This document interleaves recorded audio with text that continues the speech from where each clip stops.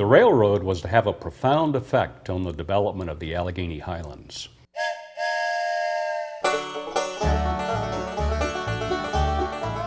It first came to the area in 1857, when the Virginia Central Railroad built its line from Stanton over North Mountain through Goshen and Millboro.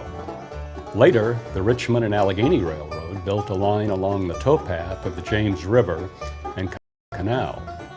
The Covington and Ohio Railroad had been chartered to carry the rails west, but its efforts were halted by the Civil War.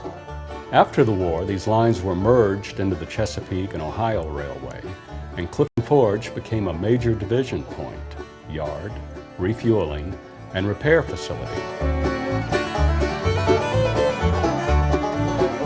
In 1873, the railroad reached the Ohio River at Huntington, West Virginia, and the great flow of resources, mainly coal and timber, began moving east and west.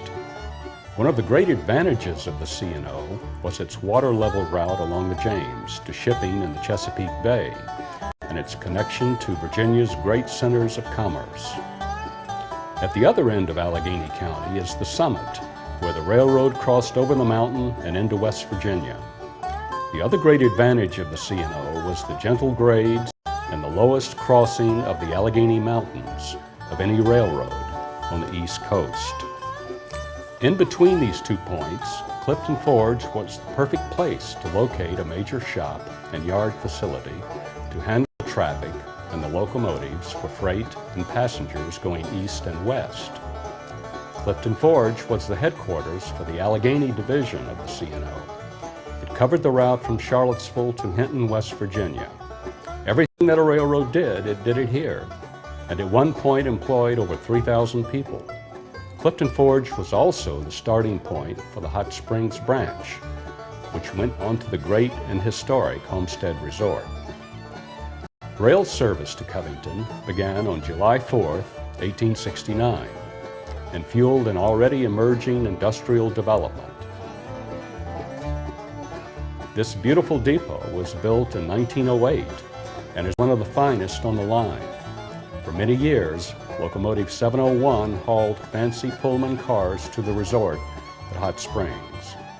The railroad is still important to the area as CSX trains continue to move coal, pulpwood, and other material, just as the first trains did in 1873. The equipment here at the Heritage Center is centered mainly on the period 1930 through the 1950s.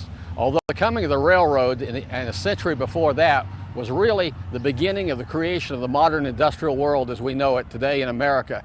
And the Alleghany Highlands really represent an important, typical town in Clifton Forge, a typical region and area as far as the development of railroads and the railroads developing the country and the world as we have come to know them.